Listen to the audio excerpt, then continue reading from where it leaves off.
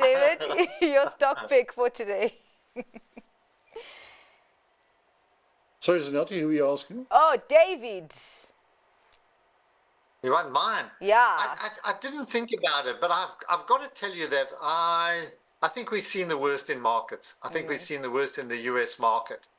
And after 3 days of gains and reading Trump at the moment, I'm starting to get a little, picky now and saying, okay, we're reaching the time where you can start to pick up some bargains.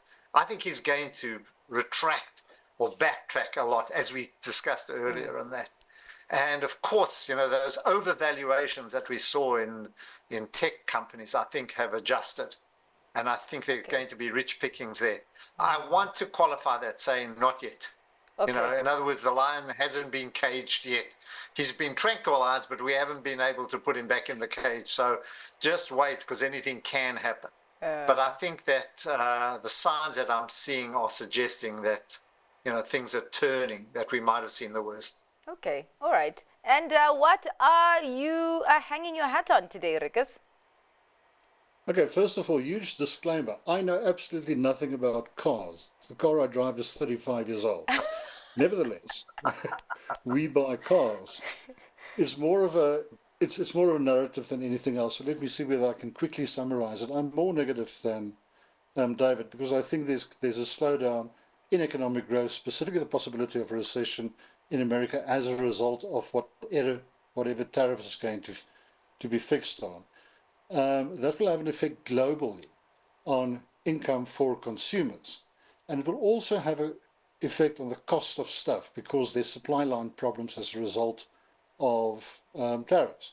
So you're going to have people with less money having to pay more for stuff, which means that the second-hand market in general is actually doing very well. If you take a look at listed companies in the US which sell second-hand goods, if you take a look at listed companies, and specifically second-hand car companies in the US, for example, doing pretty well.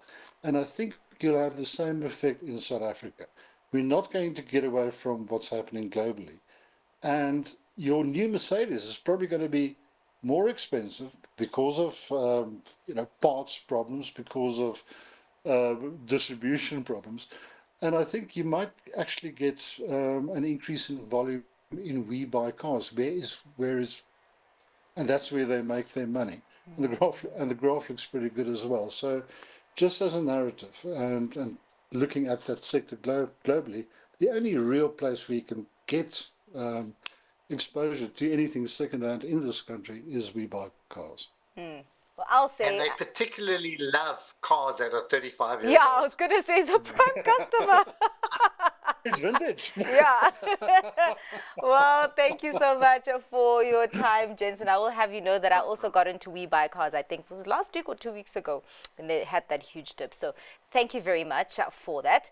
That's it for tonight's Stock Watch. Thanks to our guest, David Shapiro from Sasfin Securities and Ricus Reeders from PSG Hole in One Ruimsig. Up next, the close. Stay watching. Thank you.